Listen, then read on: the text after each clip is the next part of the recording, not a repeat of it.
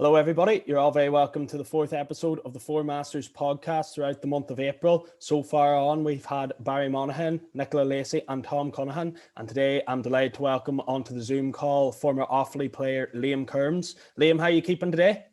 I'm very well, Connor. And yourself? Not too bad. Kept going during lockdown, yeah? Oh, no. Absolutely. Well, what's keeping you entertained at the moment? Not a whole pile driving buses. The schools are open, so I'm back driving buses and walk the dog on the beach every day, and that's all you can do. Absolutely. Well, we have a fair bit to get through on your career. Just for the people who don't know, Liam, former hurler and footballer with Offaly. He, in his time, has won 5 Leinster titles, 1 Football All-Ireland, 2 All-Ireland Hurling Championships, an All-Star in football and an All-Star in hurling. And he's the only man in history to win an All-Star in both codes back-to-back, and one of only 4 men to do it, and the only man to win an All-Star in hurling and football outside the county of Cork. So, Liam, we have a fair bit to get through throughout your career, and I suppose we'll start from your early background in Offaly, growing up, your love for GAA, and your family life in Kilcormac. Was there a big, I suppose, GAA background in your family? Oh God, yeah. My father would be the mainstay in that. When my father got married, they lived in Dublin at the start, and they had two brothers of mine were born in Dublin, but they didn't want to live in Dublin at that time. That was back in the early 50s. So they moved back to Offaly. That's where they were from in the village in Offaly called Ballycumber. And they moved back down, and Borden One were building houses at that time in Kilcormac, and of course I was a great employer around that time, Borden One. So they actually got one of the houses, and that's where I was born. I was actually born in Kilcormac on that St. Cormac's estate in Kilcormac. In 1961, I didn't get any mother time to get to the hospital. I was born in a room that I sleep in when I go down there to visit. But my father would be the main backer.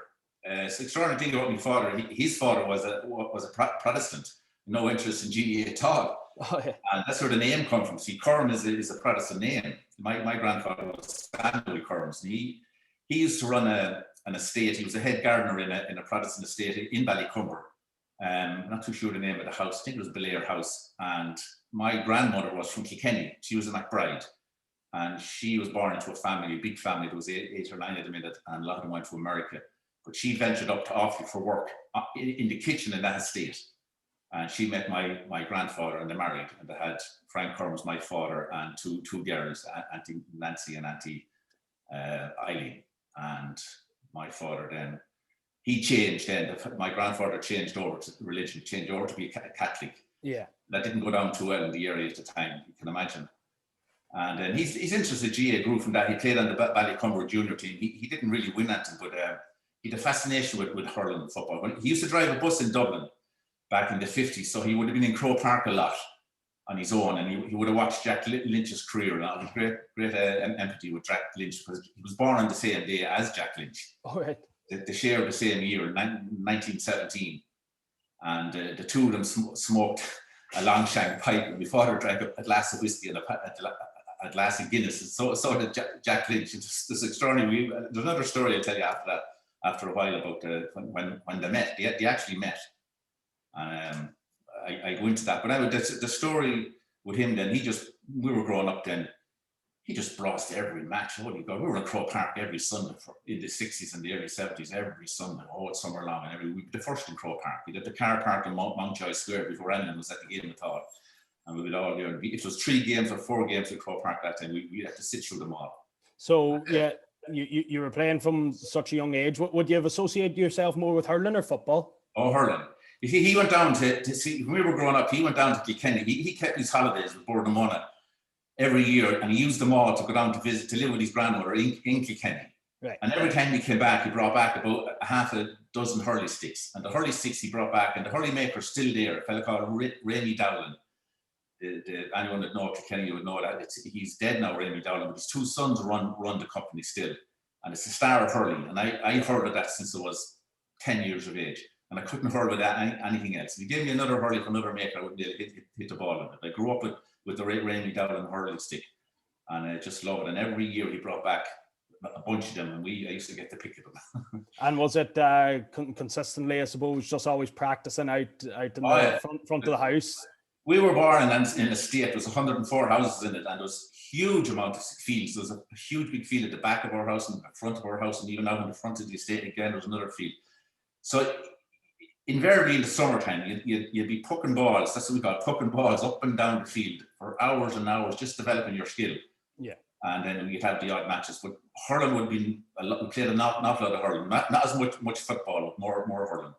And if you had to, I suppose, sum up, either in hurling or football, what type of player would you have considered yourself growing up, or even as a senior player? If you had to describe yourself as a player, because I couldn't say how to describe yourself. That's up to somebody else to say that. I just love the skill of the game. Hurling was an unusual thing. When the hurling stick, it's how to say, when the hurling stick goes into my hand, it's like an extension of your arm. Yeah. The level of skill you can achieve in hurling is extraordinary. You could never get all the skills. Even Johnny Flannery said to me one time in a training session in Tullamore.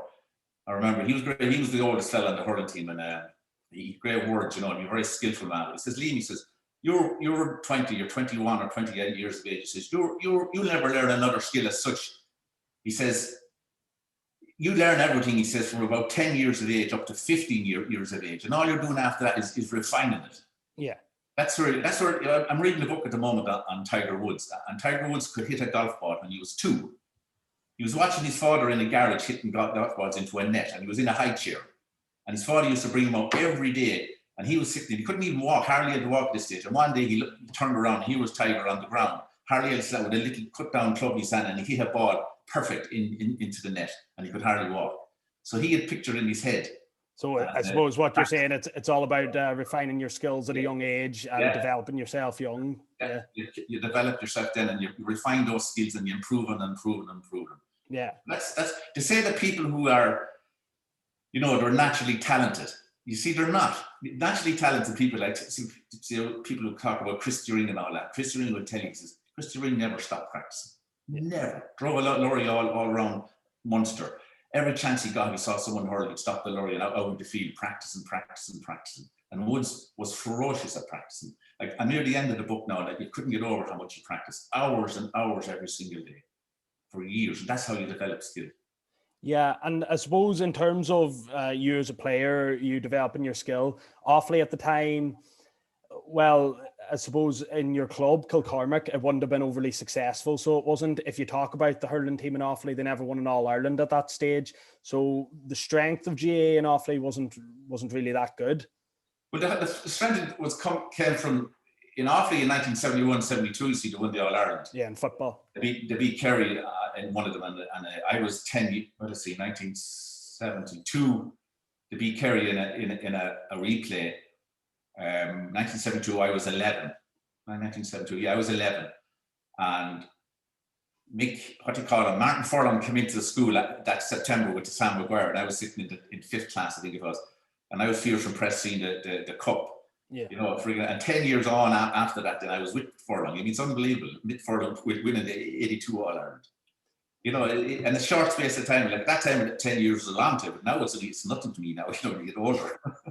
I suppose you didn't, as you said, you as a player, you played through the minor ranks, under 21. Were you under 21 for 5 years in both codes? Played under 21 hurling for Offaly for 5 years. Got onto the team in 1978. I was 17 and finished when I was 21. And I was on the Offaly football team under 21 for 4 years. Came on to 1979, finished in 82. Yeah. So was there ever fear? Because I mean, players you see these days when they're playing from such a young age, there's a fear of early injuries, burnouts. You were playing both codes, I suppose. No, you see, we never. When I was playing, I played minor for Offaly hurling football for 3 years. It's crazy, but you were beating the first match all the time, So you weren't going into a campaign, so you were playing, but you're going up to Croke Park. We were playing Dublin. We never really won much. Yeah, we never won any provincial titles or anything like that in my time. So it looks like it's a lot of games, but it wasn't really. But still, you were involved with your club in minor and under 21 as well and senior. In 1982, I never knew this. My father told me this one time. I was on 11 championship teams in 1982. I was 21. See, that was coming up to the end of See, I was born in January, so you meant you got the best. You got the extra, the full whack out, you know. Yeah, and like when you talk about, you know, playing at different codes and you playing hurling and football, like it obviously took up a serious amount of your time going from one training to the other at club or county level. Like, you know, was there different tactics for each? Because I remember reading something about Mick Galway. He was playing for the Irish rugby team and then the Kerry football team, and one manager was telling him to lose weight and the other manager was telling him to gain weight. So he said it came to an end where he only had to pick one sport. I mean, was that for you? Was one manager telling you one thing in hurling and another in football? No, not at all. No, that wasn't the way. The only thing a manager ever tried to get me to do was before the All Ireland hurling final in '81. I only got onto the Offaly hurling team in '81. I came on in April 1981. Offaly were in a league semi-final against Kilkenny down in Nolan Park, and I came in the second half at midfield, and I played well. I obviously must have played well because I got my place for the final against Cork in Thurles. But that particular year, I only talked about just Conor the other day. I got on the Offaly hurling team in 1981 in April, and I played in the league final. I were hammered in the league final. My second match with Offaly hurling. And I got to a Leinster final that year. I got to an All-Ireland final. I won the Leinster final. I won the All-Ireland final. I won an All-Star in the space of 9 months. It's madness. You fellas playing in teams for years, your whole career. And I was on the football team as well. So it never even dawned on me that I only talked about that there a couple of weeks ago. Yeah. Because I was playing football at a high level with the footballers and McGee's training regime, which was fierce hard, you know. So the hurling was nearly like a hobby. It was easier. I found hurling easier anyway. It was easier to hurling because it came easier to me to master the skills of hurling. Would you say, I suppose, when you say kind of that players fight their whole careers and looking and training for so many years to get that All-Star and that All-Ireland, and then you come in your first year and win all of it? I mean, 9 months, yeah. You would say there's a bit of luck behind it as well. You need that little bit of luck. But I had a fierce thing going for me at that time. The year I was born is another thing, and then you have to have the players in each team. And also, the fitness level I had coming into the hurling team. I mean, I was the youngest fella on the panel, and I really hadn't refined my skills. I had to say, but I hadn't refined them much. But the fitness level I had coming in. Now, Joachim Kelly was on that team, and Joachim Kelly was the PE instructor for the guards for 30 years down at Templemore. He put all the guards in Ireland through their paces for about 30 years, and Joachim was as fit as a fiddle. And I came on to the panel, and the training we were doing with the footballers was savage. It was unbelievable. You couldn't train any harder. I couldn't get any fitter. And I came into the Offaly hurlers. I was like a gazelle running around the place. I was fierce fast, and Joachim couldn't understand it. He couldn't say, how the hell can he do that? And I'm training every day with these guards, and he was fit like. Yeah. I was able to pass him over the sprints. I want to say that because by the time you came into the hurlers and the footballers, there seemed to be a change within the county that there was going to be success. I suppose an awful lot of that was put down.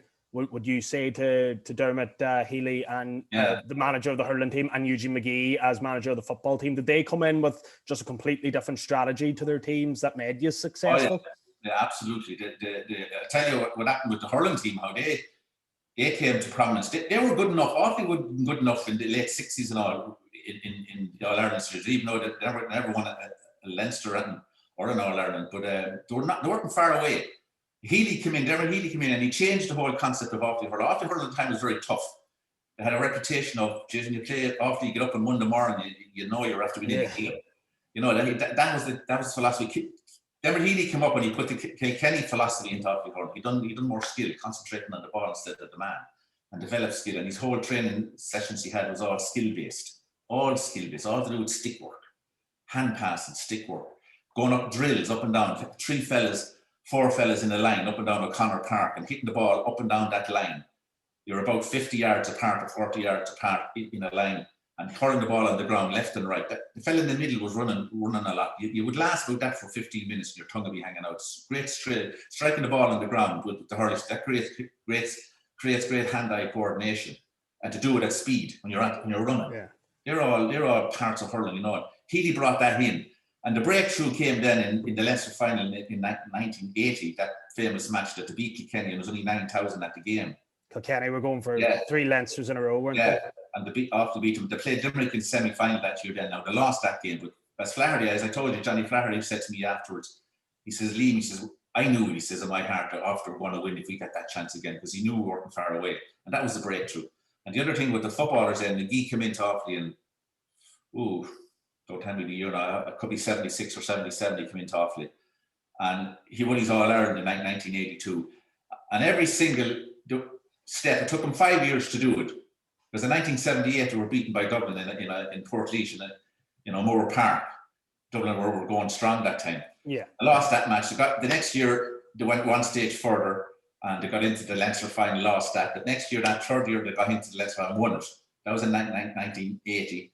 The next year after that, then they got into the Leinster final, won it again. They got into the All-Ireland semi-final. Semi-final in 80, then the All-Ireland semi-final, final in 81, and lost it. They lost everyone before they won one. Yeah. So it took 5 years. So that was all to do because Kerry were so good. They were so bloody good. They just mesmerised you the way they played football, and they were just mad about football. They'd be giving out to one another on the field if they made mistakes. They were just kept around. They were like just super team. And what kind of psychology was Eugene McGee using to instill belief that you could beat this Kerry team? The only thing that you had to do straight up was you had to be as fit as them. Because Mick Dwyer's training sessions in Killarney were the stuff of legends. What he done with them, they were lapping O'Connor Park. The sessions down there, Paddy Shea said one time, he said, if you didn't train on your own before you went to a session with Mick Dwyer, he said you wouldn't last out in the hour and a half, whatever they did. You had to train on your own, they were that hard. Yeah. And the standard that he set then, Dublin followed it. And of course, then Offaly had to match that if you wanted to beat Kerry or Dublin. So that changed. That football training changed around that time. Yeah, and staying with the managers you had and the players you had, like how did it differ? What was the relationship with both managers you had in hurling and football, and how did their kind of philosophy, or I suppose their attitude, what was the similarities or differences between the two managers and teams? They were chalk and cheese. There's no comparison. Dermot Healy was a skill man and a good motivator. Not much into tactics. It's all hurling just on the day. Skill was all Dermot Healy. Jim McGee was a tactician, seriously into detail, into opposition teams, and he'd have in training sessions, after training sessions, he'd come up with a list. If we were playing, say, Dublin, and I was marking Anton O'Toole, he'd come up after a training session, he'd have a list, and you'd read all telling you all about Anton O'Toole's weaknesses and all strengths and all. That's the level of detail that he worked on. He was extraordinary at that, and meetings and team talks and course training. He got a PE trainer, McGee did, and he was on the hurling team. He's actually a man called Tom Donoghue. Now Tom Donoghue was from Killarney Daly in Galway. Now he became a PE teacher in Strawberry Hill in London because there was no Tom in college wasn't open that time. Yeah. And he came back with his qualification. He got a PE teacher in a community school in Tullamore, and McGee got him to do the physical training. And all the training sessions that Tom Donoghue did with Offaly, and there was hundreds of them, he never had one same. Every night was something different, and you had to have that because you were training, that many times to take away the boredom of it, But Tom was on the hurling team in 81. He was corner back on 81. If you look up your notes, you'll find it. Yeah. And he got his medal. Talking about your first year with the Hurlers in 1981, I mean, it was an extraordinary year for you because that was your first year on the panel. You played midfield after the Leinster final, but you were a part of history because it was the first Offaly team to win an All-Ireland hurling championship. Did that, how did you reflect on that at the time when it was done? Well, that was a bit of a buzz.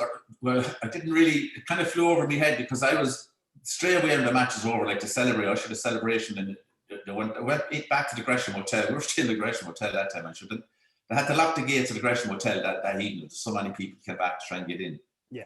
And the night was crazy. We were back to Borough then that Monday night, and But then the following Tuesday, I was back in Connacht Park at Tullamore training with the football. So I put that all aside because we were in the All-Ireland football final that year as well.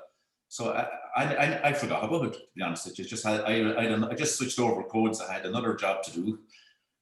Mark and Jared Power in that game. So you just switched over. And that time I was young and I didn't. It's only now. It was years after you realise it was an extraordinary achievement. You know. Did you carry that extra weight on your shoulders that you could have been, I suppose, the first man to win an All-Ireland in hurling and football in the 1 year? Did that carry with you at the time, or did you ever reflect on that at the time? No, I can't say I did. I remember when before the game started, when we were standing to the anthem in the 81, the football final, I remember a camera crew came over to me to put the camera right in my face. I didn't know where to look. You know, obviously, Mick Haller here was talking about I was going to, if I had to win that game, Offaly to win that game, would achieve something that was unique, you know. But other than that camera right up in my face, no, I never thought about it. I just played the games as they came up. That's the only way you could do it. Wherever game is on, you switch over and you concentrate on that. And it ended up, unfortunately, while the victory against Galway in 81, you won that game by 3 points in such a historic win. Yeah. The football final, on the other hand, you couldn't say the same about it. You ended up losing to Kerry by 7 points. Yeah, Jack Bashir's goal in the second half. Yeah. We weren't good enough that day, Conor. We were close. We weren't good enough. Did you reflect on that time when you went into the dressing room after the game that we are as good as this team, or was it was it a much more negative vibe saying, "Oh, no one's ever going to catch this Kerry team"? We see Johnny Mooney was out injured that time. He came on the second half, but he was a big loss to us that day. But in my personal opinion, I don't know what was in the heads of the rest of the guys, but my personal opinion is that we're weren't good enough that day in 81. Kerry were so good. See, in 80 in the semi-final, I remember that's an extraordinary game. That scoreline was 4-10 to 4-15. Yeah. No matter what we did, Matt Connor scored 4 goals in that match, or scored 3 goals in that match, and I never seen nothing like it. I said to myself, "Jeepers, how did he do that?" But no matter what we did or what he did in that game, Kerry would down Connor score. You know, he just couldn't. They were too good. They were too good, and we knew you had to just up your training, up your up everything to beat them. We got the chance then the following year. And what do you think at that time, though, there was a bit of an over-reliance on players, like, as you would probably point out, Matt Connor being the best player you've ever played with? Oh, absolutely, with a million miles. Sure, he was a genius. Yeah. Absolute genius, and he didn't know it. That's the extraordinary thing about Matt. He never knew it. There's not a photograph in his house, you know. Oh, really? A friend of mine down in Edenderry, Tony Marr, I don't know if you know him. Well, you wouldn't know him, but Tony would be a good friend of Matt's now. And Tony was over in Tony was over in Matt's house a few years ago, and he couldn't believe it that there was no photographs of Matt on his kitchen wall or nothing. Very modest man, but an absolute genius. Gee, would you rank him better than any of the Kerry players at that time? Better than him. He had more skill. He had everything. I marked him in training, not all the time. If I was a bit lackadaisical in training, what McGee used to do, he used to put me in on Matt, because Matt was mostly always in the full forward line. He put me in just as a punishment, because Matt would nearly, he turned you inside out. His skill level was so good. Left foot, right foot, didn't matter. And he was a tall man, strong. Just if he took it in his head, you couldn't mark him. Impossible. Kerry players will tell you that. Yeah. Ask John O'Keefe. I say John O'Keefe will have some stories to tell you, because he marked him a good few times. Extraordinary talent. And going in then into that 82 season on the back of losing the All-Ireland final in 81, what was different that year in terms of attitude, training, preparation? Was there anything really that different? Or would you go along the lines of, we could have beat them in 81, we just weren't good enough on the day? See, when you were a year older and you had another year's training under your belt, and you're another year wiser. Yeah. And Kerry then, another thing that people forget, Kerry were going for 5 in a row. So that was the thing they never went for before. Yeah. They had achieved 4 in a row, but they never got the 5. So I think that played in Kerry's mind, to be honest with you. I think that because they started to defend near the end when they went 2 points up. And I think if they had to keep attacking and play their normal game, I'd say we would have struggled to beat them. But they started defending. And I think that when they started defending, they were trying to get that 5 in a row. And it affected them. Would you say that as the nerves and the pressure of 5 in a row got to them? 5 in a row, because they were going to go down in history. Now Dublin achieved it, and they've got 6 in a row now. So I mean, but that's sport, it just gets better and better all the time. Yeah. Well, that final in '82 has been, I don't know if you know this, but it was voted the greatest All-Ireland final of all time. I suppose you put your name in the history books very early on with it. You scored the first point of the game, so you did. That was crazy stuff, because we had a meeting the night before. Eugene McGee, he gave me a hard time at that meeting. He singled me out and he said, no, he says, you are Currams, you are not to go past that midfield. He says, your job is to mark Gerard Power. If you don't get a kick of the ball, your job is to stop Gerard Power on his runs. Kerry used to attack a lot from the half back line, the half forward line, to get up the field, and they were seriously quick at that. And that's where a lot of their scores came from in those times. But he says, you have to stay, don't go on a sally run. He says, on no circumstances, you're not going on a sally run. The first ball I got, Jerry Carroll was behind me, and I could hear him shouting, Currams, run, keep going. And I decided to keep it. There was a gap, and I just ran into the gap. Yeah. And was there not a fear that you would have got the blunt from McGee after? Was it more of an idea that no matter what McGee said, you were kind of going to prove him wrong? I've theories about planning games. I don't think tactics. I think games take on a life of their own. Yeah, it's very hard. I could never do tactics. Tactics to me was not enjoyment. You go out and play. The whole aim of the game is to win your ball and get a score, or stop the other guy. You're a stopper, stop him from getting a score. That's basically it, isn't it? Yeah. Forwards score, back stop, midfielders create. And tactics and all that. I never done tactics ever in my life, and I'm not saying that as a how would you say, as being you won't conform to a team, or you won't be a team man. But no, I always believe on the day when the ball is thrown in, all training is done. You should be able to assess things yourself. Yeah. Figure out what's best to do. So the meetings with Eugene McGee, team meetings, never really interested you. I take them on board, but up to a point. But then on the day of the match, I mean, if you get a situation, Conor, and you have a ball, and say you start thinking like, what did McGee say about this now? I'm in a certain position here. Geez, man, the ball will be taken off in 2 seconds. You have to quick on your feet think, what am I going to do here? If you're thinking to play, what did he tell me to do? I couldn't play like that. Maybe other guys can. I couldn't do like that. It's all spontaneous with me. Yeah. You see what's in front of you, and you work with that. Sorry, yeah. Go ahead, Liam. I really I don't know if you probably read this. The day in the dressing room before we went out to that game, the tension in the dressing room was huge in Croke Park that day. I remember that it was huge, because we had everybody in Ireland were behind it, because Kerry were going 5 in a row. But Sean Lowry read out just a wee paragraph just before we went out in the field. I'll read it to you. Said, remember, lads, today you were playing for yourselves, for your family and county, but also for people who you will never see, people you will never meet. You will have people all over the world, in America, Australia, New Zealand, who will have their chests out on Monday morning if Offaly beat Kerry, and you will never see them or have the feeling they're feeling. There are 2 days off people taken every year, the Grand National and the All-Ireland football final, to watch. They are the events that people watch all the time. They're all women living down country, lonely roads in Donegal, Clare and Fermanagh, and they're rooting for you today, but you'll never meet them. You'll never realise the lift you'll give them if you beat Kerry today. You are carrying a great and noble tradition. Generations of players from Walsh Island, Ferban, Road, Eden Derry and other Offaly clubs could never imagine that an Offaly team could be so close to history. We cannot lose this game. That was what Sean, that's what we heard in our ears going out just before the door was open, right out on the pitch. Well, the hair was standing in the back of my head, going out that pitch that day. Honest to God, that was just unbelievable speech. Yeah, and I suppose what an unbelievable ending. Talk about the final minutes of the game. Seamus Darby's goal. Sure. Well, they went up 2 points, to see. Like we got 2 frees and Matt scored, but there were soft frees. I would call them soft frees. Anyone who watched Gaelic football or watched that match will tell you.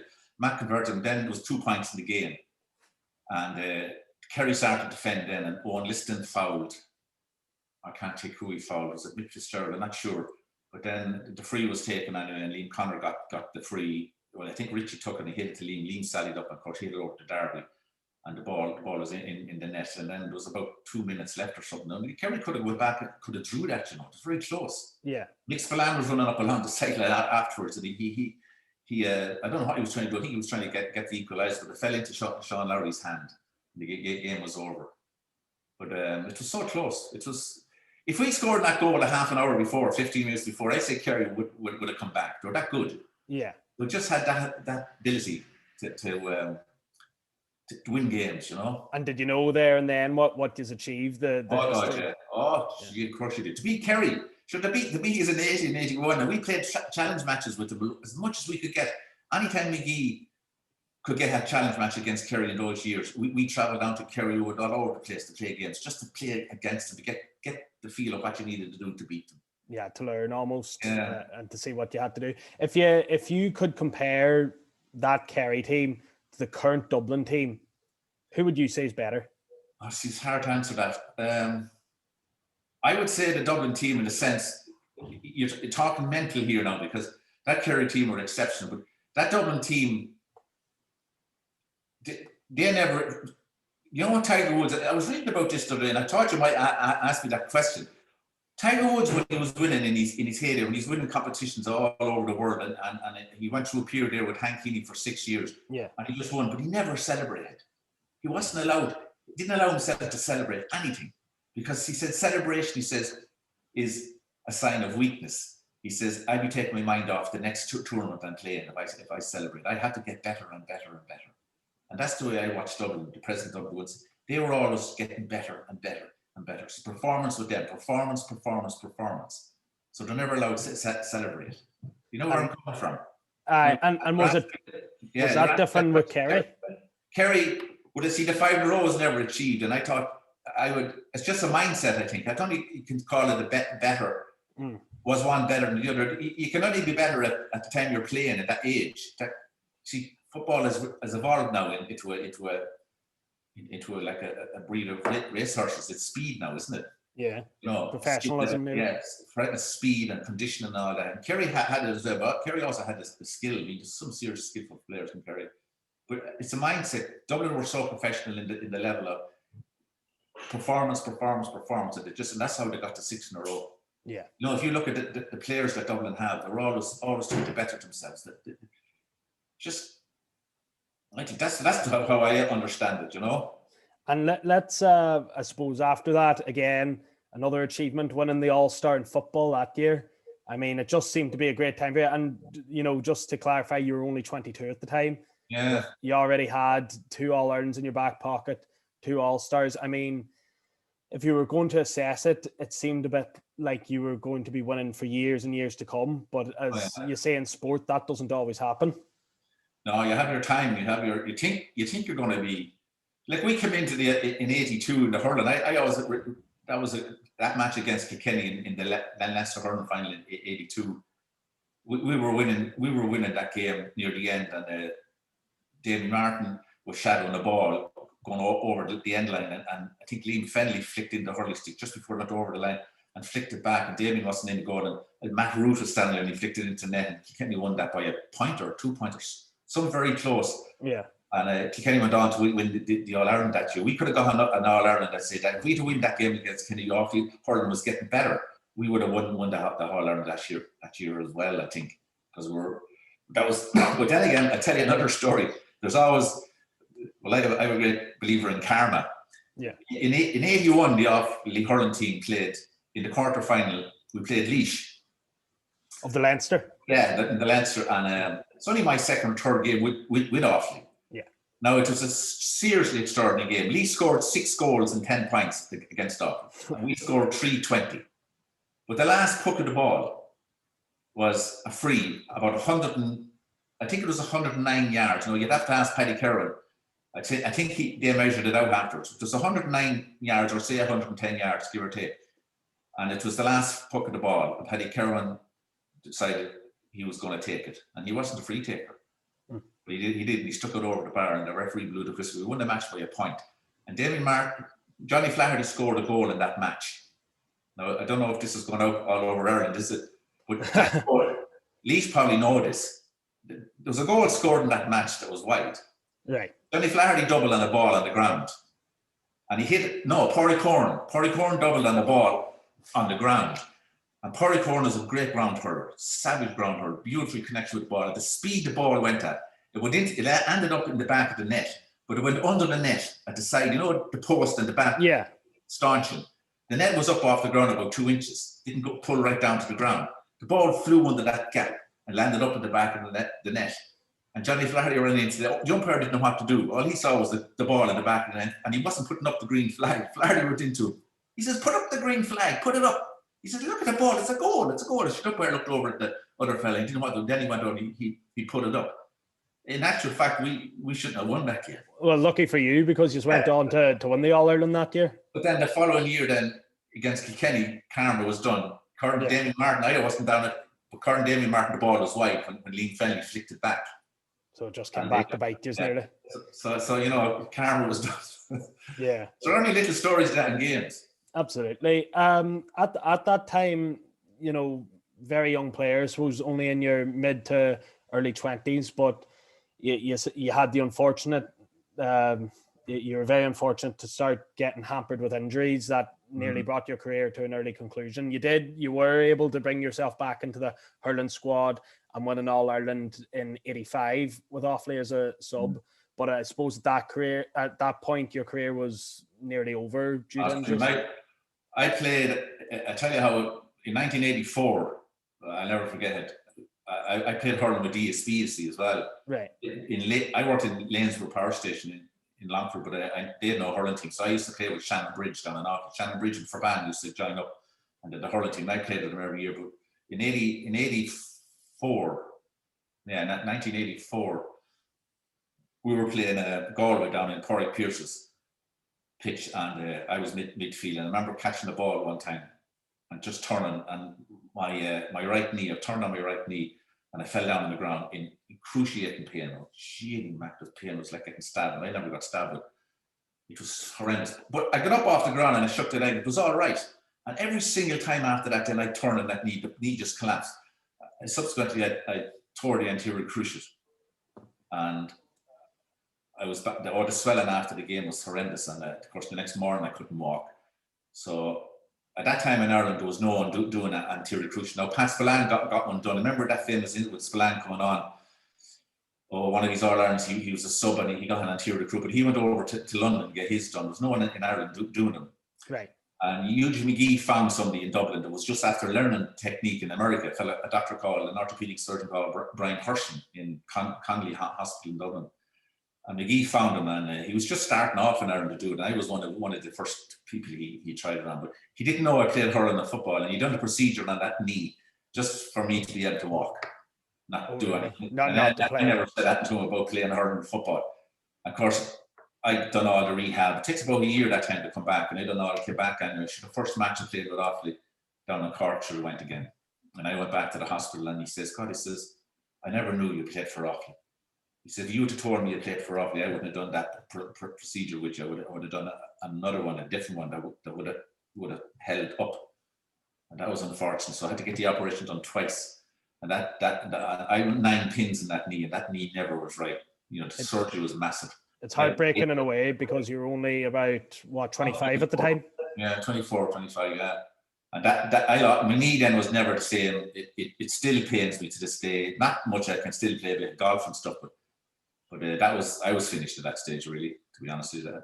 And for something like, what were your emotions at that time? Because from a lad in Offaly that won so much at underage and played for Offaly since he was 15, minor, under 21, real star, 2-time All-Star, and then it all came to a shuddering end, really. Yeah, Matt got injured then in 84 as well. Matt was in the car crash in Christmas 84. But after Matt gone then, and my injury, and Sean Lowry, then left. He went to Mayo. He won a Connacht medal with Mayo. The team kind of broke up. And then Eugene McGee left. And my whole plan was when I come on to, my whole plan was to hurl it off. Not play football at all. Oh, really? Yeah. My admission was, because I was a better hurler than a footballer. And I loved hurling more than football. McGee got me onto the Offaly football team in September 1979.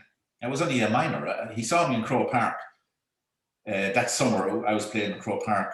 I was trying to look up who we were playing against. I couldn't find it. But he must have saw something anyway that he liked. But he put me onto the panel for a challenge game against Galway in Keenan in Longford in September 1970. I never forget, I was in the dressing room with Martin Furlong and Kevin Kilmurray and all the fellas that won 1971, 72. And I come onto the team as a forward. Sure, I wasn't a forward at all.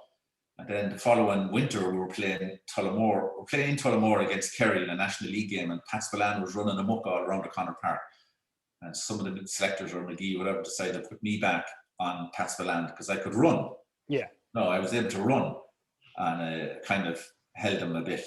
And I, as a halfback, and then I held the position then for 4 or 5 years, and that's how I got onto the football team. And see, it was only kind of through the thought I got onto the hurling team. Yeah. But my plan was to get onto the, and when we're finished with off, McGee would often say to me sometimes, "What are you going to do?" He says, "When I go and the team breaks up," says, "Well, that's very easy. I'm going to hurl for us, so I don't want to do all this." And it never happened. It was too. It almost sounded like you were just playing for the footballers as a favour for Eugene McGee, nearly. Yeah, well, I was a stop player. I wasn't a creative player. I was a stop player, and I could run. Yeah. And I fitted the requirements to the job very well, and it was a great career, because one of the best games I ever was involved was the football All-Ireland in '82. You couldn't beat that. Yeah. You couldn't beat that for just making people happy. God save us, sure, it was unreal. Yeah, so again, a little bit of luck on your side that you were part of that team. Yeah. When you see the GA today, I mean, it's so different from when you were a player. The professionalism is through the roof. I mean, I suppose maybe back in your day, you could have a few drinks maybe at the weekend before a match, and you can't do any of that anymore. Do you think it's damaging to the sport, or is it just the way it's going? It's turning fellas off it. Fellas are retiring now earlier than they ever did. They're not finished because the training is too severe, and it's too hard on the body, and they haven't got enough time to recover. GA players train harder than professional soccer players. That's proven now. I read something there lately on that. They've done stats on this. GA players train way harder, and they're getting up the next morning to go to work, and the toll is taken on their bodies. It's too high. It's too high, and your body can only do a certain amount. You have to, like even a racehorse. Before a racehorse, you watch the way to train a racehorse. A racehorse spends more time resting than he does training. Yeah. Be fresh for the game. You're better off to be fresh for a game and not be 100% fit. But if you're 100% fit and tired, you're no good. There's a balance there. And I think the GA, and there's too many, in my opinion, there's too many backroom staff attached to teams. There's physios, and there's all, like Eugene McGee made a comment one day. You know, he used to write articles in the paper all the time for 45 years. He wrote an article, and I remember one article reading about him, and he wrote, he says, in Crow Park now, in any big game, he says, the dressing room was full of all the players, and it's full of all the backroom team. And he says, everyone in that dressing room was getting paid, only the player. He says, that's the way the thing has gone, and it's crazy. It's not right. Yeah. And what about the, I suppose it'd be quite heartbreaking for you when you look at it, the state of Offaly GA, they haven't won a provincial title in over 20 years. Yeah. Like what would your opinions on it? I know Michael Dignan now is coming as the chairman and, you know, attempting to turn things around. But it just seems that, you know, the whole system of winning that you were a part of in Offaly just seems to be gone now. Yeah, I don't know what happened there. There must be something lacking at underage level in Offaly. There's a big gap was created before when they won their last All-Ireland hurling. When was that, in 1998? Yeah. There's a big gap there of underage structure in Offaly. It wasn't created. So if you let that gap, you create that gap, then you're going to pay the price down the road. There's nothing coming through. I don't know who's at fault of that now, but see, I'm not in Offaly anymore, so I'm only hearing this. I'm out of Offaly since I haven't lived in Offaly since 1978. Yeah. You know, I lived in Dublin and in Longford all my playing career. You know, an awful lot of driving and stuff, but you loved it. What else did you do? Yeah, absolutely. And as you as a player, for someone who, you know, got injured at the age of 25 and whose career came to an end, like what advice would you give to young players now who, and like as we say, sport has gone so professional now, and there's the fear of early injuries and player burnout. Would you have any advice for young players at the moment? You have to enjoy it. If it becomes a burden, yeah, you're not going to enjoy it, and your performance will go down. And there's no enjoyment in it. Why do it? It's only an amateur game. Don't forget that. And okay, you're giving thrills and all that to people to go to Crow Park and spend a lot of money going to watch and all that. But sure, if you're not performing, if it becomes a bore and your games and you're not performing, the county then goes down. That's no good. I always try to enjoy it. Try to like to train, like to go to the train, and like to the matches then be ready for them. But if it gets into a thing where you have to perform, that creates pressure. Pressure then creates bad performances. It always did for me. You have to let the pressure. Okay, there is pressure, but don't. It's like the old saying: you have butterflies in your stomach going out in Crow Park, and definitely you do have. Everyone suffers from butterflies. But I remember a fellow saying one time, he says, "You get the butterflies, but he says they're all flying around, all going everywhere here and there. If you get the butterflies to fly in formation, you're in business." And you have the nerves, but you have to control. And that was never a burden for you. I mean, at the time you were trying to have a social life, a working life, as well as probably training more than anyone else in the county of Offaly. So it was never a burden for you going from hurling to football training to playing. Again, always an enjoyment. Just up before you won the All-Irelands, when you win the All-Irelands, winning All-Irelands adds pressure as well, because then you're recognised, and then if you have a bad performance, then it just gets harder. Like what Kilkenny did and Dublin did, it takes extraordinary willpower and all that to achieve that. You know, to stay in there all the time and to keep producing the performances, it's extraordinary. You know, you have to admire these guys. Yeah. The Henry Shacklins and the Cluxton with Dublin. You know, the dedication was 100%, 120%. And then finally, what we want to touch on is, I suppose, over 20 years ago now, your arrival in Donegal. Well, funny, before you go today in 1983, on the 23rd of April, I brought the McCarthy Cup. I was the last Offaly player on the panel to get the cup. We won it in 82 and 1983, you weren't even born. No. On the 23rd of April, I brought the Sam Maguire Cup up to Lavey, a parish in South Derry. And at the function that night, I met my wife. On this day? On this day. That's 30 years ago. Do your maths. 83 from that. 37 years ago. Yeah. And we met that night. So I told her that there yesterday. She'd forgotten about it. And we ended up getting married 2 years after that. And what was the arrival in Donegal for, rather than moving on? I worked at Lanesville Power Station as a fitter, and Dippin was a teacher in Kinawley in South Fermanagh. She was a national school teacher. She's no Irish. She was English trained. She's trained in Coventry. Yeah. And she came over. She taught in Antrim Town for years, and then when we got married, she got a job down in Kinawley. So that was 42 miles from Longford Town where we lived. So she travelled up and down every day, which the road was very bad. You go up through Drummond and Mohill and Ballinamore at that time and go across the Swan Bar. The border was there at that time. Yeah, the British Army stopped during the Troubles. Yeah, she got a Christmas card one time from the paratroopers. Oh, really? Yeah, the paratroopers in Swanland Bar. She had the card goes up on our mantelpiece every Christmas. she got to know them because she went through the checkpoint twice a day every day. Yeah, 10 years. She was lucky. They were so nice. They're not always that nice. Yeah, well, the British Army were alright. She got to know them, you know. Yeah. They sent her a card anyway, but then she decided when they were young, when they were young, growing up in the Troubles, they always went to Donegal to get away. You know, Donegal town was their place to went. They always went to Donegal town, and she always said to her mother, "God, I'd love to live in this town sometime." And then she moved to Killarney or in Kinawley, and I was in Longford. I asked DSB could I get a transfer up to Donegal to Killybegs, so they gave it to me. She gave up her job and got a job here in Donegal town, and that's how we came to Donegal town. We didn't know a sinner in the town. No. Not a sinner. And then on top of that, I suppose plenty of golf, and you also had a spell involved in coaching as well, in 4 Masters. Yeah. You know, with the girls, Pauline Brogan was training the girls under 14, and she couldn't do it. I think she young babies from it. She asked me would I do it, so I got involved coaching them. But I wouldn't have been a great man for coaching because, excuse me, I'd rather be playing. Yeah. That's me. I'd rather be playing. I'd love to. I'd have to be in the thick of the action. Standing on the line and watching it didn't do a lot for me. I'd love to be out there playing. Never interested you? No, not really. But I did it for 4 or 5 years, and then Joe Lacey got me in as a selector there for a bit as well. But the action is what I was always loved. I didn't like standing on the line. Yeah. But I suppose when you were in with Joe in the seniors, I mean the Four Masters were quite successful at the time as well, weren't they? Yeah, they weren't too bad. Yeah, they're a good enough team. Yeah. Yeah.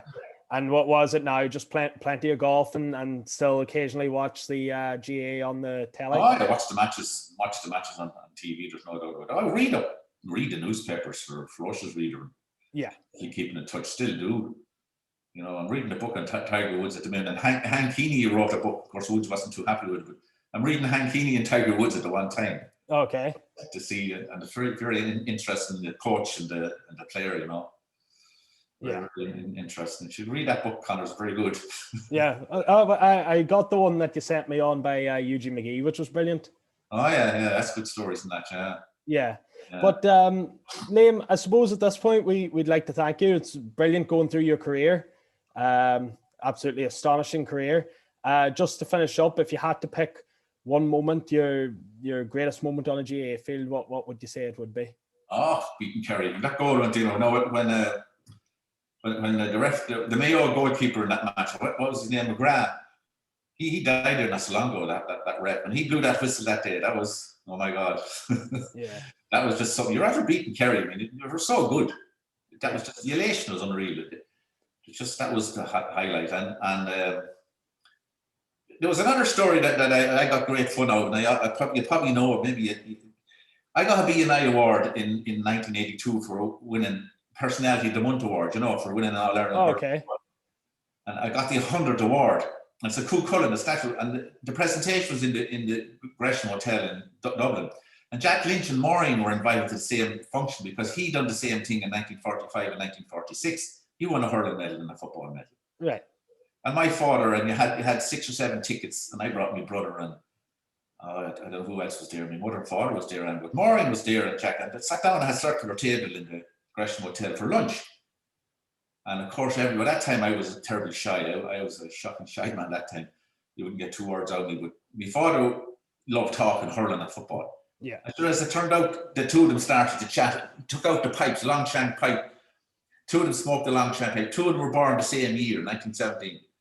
2 of them drank a glass of whiskey and a glass of Guinness. And this was unreal. And then they started chatting. My father went through all the games that Lynch played in. And we were sitting around the table, gobsmacked. And after that was over, there's another story attached in the middle of that as well. But after that was over, my father drove back to Offaly. It was about 2 hours ride that time. It's only an hour now with all the bypass. But he got lost coming out of Dublin. And he was a bus driver in Dublin for about 6 years. He knew Dublin inside out. He got lost. He was that elated. He was talking, had lunch with Jack Lynch, and they were talking and smoking pipe and drinking whiskey. Yeah. And I never saw enjoyment on a man's face in my life. That was one of the, if I never achieved anything, just to see that man as happy as that, just extraordinary. I suppose for you, they're the memories that matter. Oh yeah, that day I'll never forget, and that's the day I met Frank Burke when Jack Lynch brought us out to Frank Burke's house. You know the story of Frank Burke. Yeah, well, Frank Burke won an All-Ireland in hurling and football as well, didn't he? Yeah, he's the only man that won an All-Ireland, more than one All-Ireland hurling and football with the same county. Right.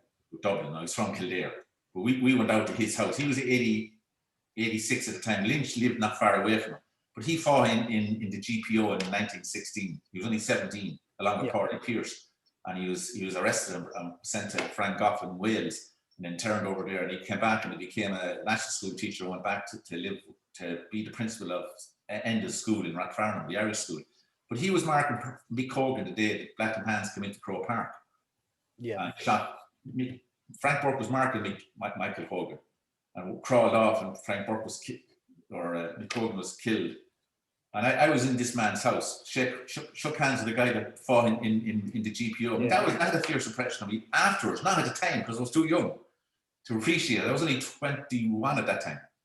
And it just went over. It's only afterwards the photographs are in. Your father put up the photographs in your your pub. Pub, yeah, that's right. There are a lot of people don't recognize the significance. The man with the walking stick, the history that man achieved is extraordinary. There's only one other man in the history of GA that won All Ireland hurling and football medals was a fella called Grace with Kilkenny, but he won them with Dublin and Kilkenny. Okay. He's the only man that won them with Dublin, but he's from Kildare. He's from Kerry outside. Well, Kerry's just on the Derry side of Offaly and Kildare, you know. Yeah. Extraordinary history. If you go if you Google up Frank Burke, you'll get his history. Extraordinary. Yeah. Lovely man. And I wish I had a better chat with him that time. You know, it was too shy. Yeah. Well, Jack Lynch got organised all that. We all left the function on a taxi. Eugene McGee was there, and he got a photographer from the Irish Press. The Irish Press was a big GA paper that time. That's where the photographs came out of. Yeah. No. I mean, like we could talk for hours about all them stories as well. I mean, and all them memories. But Liam, at this point, I'd like to thank you for coming on the Zoom call, and really appreciate going through your history, your life as a player, and so forth. And when the golf course is open again, I hope you get back playing, and I hope to see you on our RT in the Sunday game, and you're going to be the anchor man. You never know. Stranger things have happened. But thanks very much, Liam, for that. No bother, Connor.